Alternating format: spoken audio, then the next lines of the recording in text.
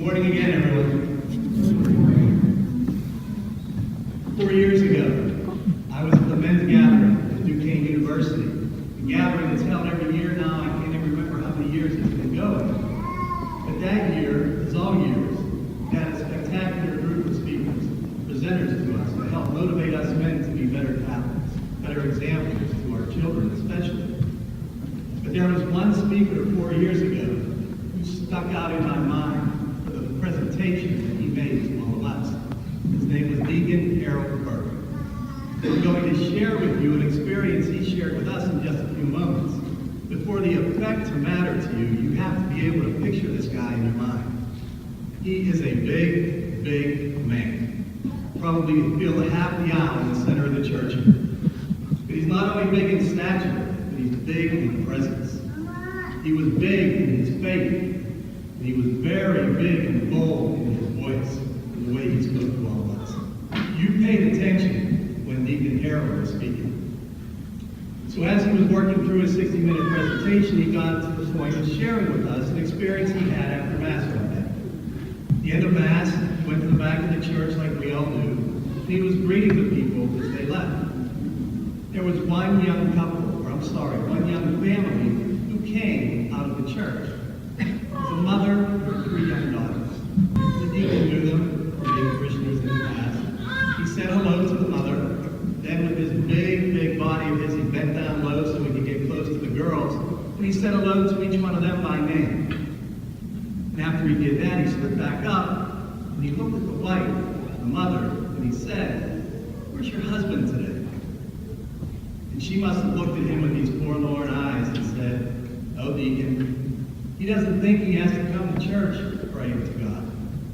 He says he can stay at home and pray to God just as well." Well, imagine that the deacon must have given her a look because she felt the need to say more. She said, "Deacon, my husband is a good person." And the deacon must have just nodded or smiled at her, and she walked away and headed home. At that point in his presentation, the deacon up on stage, this big man, turned to all of us in a voice that I can't even come close to imitating, and said, with sweat flying off of his head, "Good person? There aren't good people in heaven. Heaven is filled with saints and angels, not just good people." Just as you were quiet now, all 3,000 plus men of us at that gathering were just as quiet. You could hear a pin drop. And I think the reason for that was his words struck us deeply. I know they struck me personally. They went straight to my core, straight to my heart. Because I don't see myself as being a saintly person. Yet we know, do we not, because of our faith, that everyone who is in heaven is a saint, is an angel. We know that by the teachings of our faith, whether they're named saints by the church who we all recognize, or it's just that person who sits next to you in church sometime and has passed on, and now is in that place that we all hope to be, they are a saint as well. It humbled me.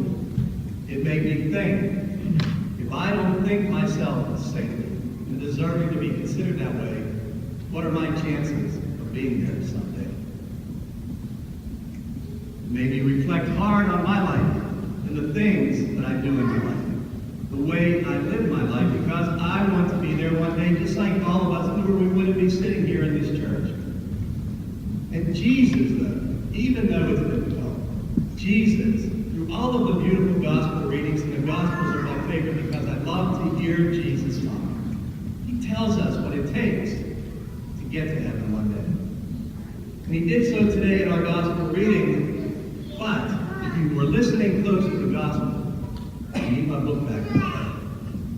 I need to repeat some words that Jesus spoke in that gospel because they are so powerful, so impactful, that each of us should listen to them again. So when Jesus tells us all the things we need to do, and we hear today's gospel from Luke, my first reaction was, he can't be serious. He can't be literal in what he's asking us to do in today's gospel. Let's listen again to several of the things he tells us. Love your enemies. does that? If you have an enemy, that means that's somebody who is probably trying or has done something very hurtful to you. Otherwise, you wouldn't consider them your enemy, would you? So who can love their enemy? Then he says, do good to those who hate you. Really? Somebody hates you. You do good to them. If you do, tell me after Mass how you do that. Because that's not something we normally react to when someone truly hates us. Bless those who curse you. Is that what you do when somebody curses at you? You give them a blessing? Or do you react in kind and try to curse them back? Isn't that our typical reaction when people do those things to us? And pray for those who mistreat you. How hard is that for all of us? Pray for someone who's done something that struck us deeply, that's hurt us deeply. How do we turn around and pray for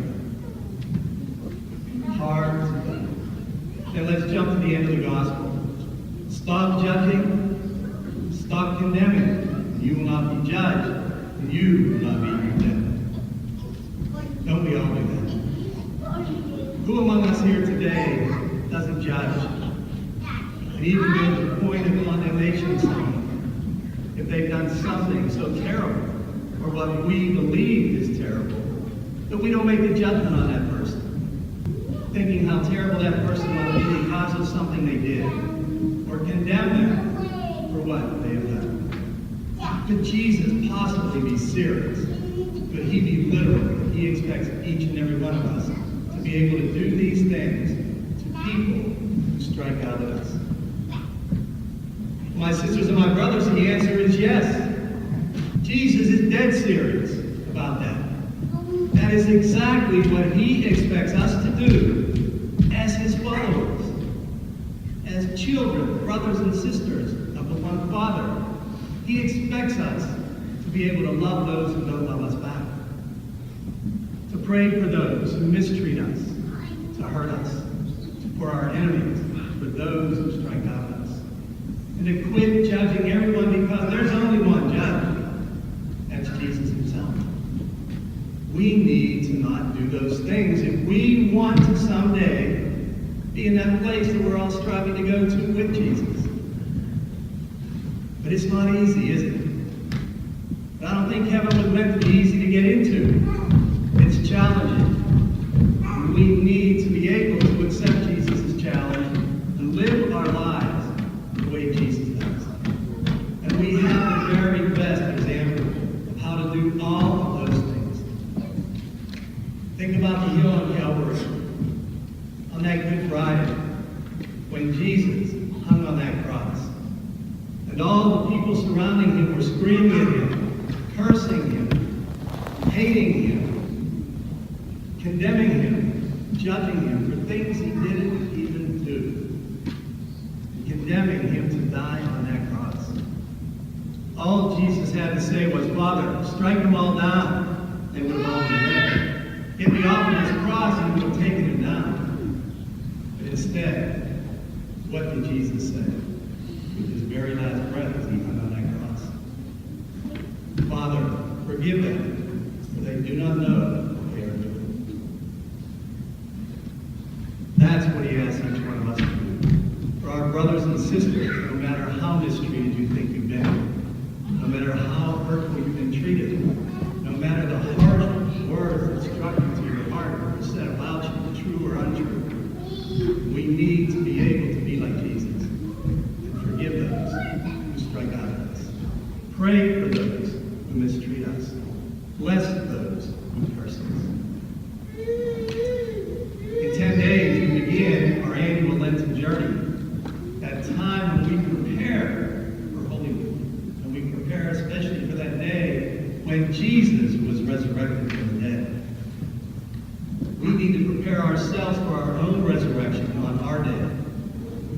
And when you find it during this Lenten season hard to forgive someone, or hard to pray for someone, or hard to love someone, find it in your hearts as part of your Lenten sacrifices to follow the instruction of Jesus I would suggest to each of us here today, we take some time over the next 10 days to reread Luke's gospel today, to remind ourselves exactly what it is that Jesus is asking of us, and to commit to doing our best to fulfill it. And I would also suggest that during Lent, we find one person, one group, anyone who you're finding it hard to love, you're finding it hard to forgive. Dedicate your Lent to doing just that. And if you find it still difficult, even after reading this gospel again, here's a suggestion. The next time someone persecutes you, strikes out at you, hates you, says evil things against you, offer up a prayer of thanks to God. To do that, to thank God for giving you, for giving me, for giving each one of us that opportunity to feel just a little bit of the shame, the embarrassment, the hurt that Jesus felt on that cross, for allowing us to share that cross with him during Lent and at all times throughout the year, so that we too will be resurrected on that last day to spend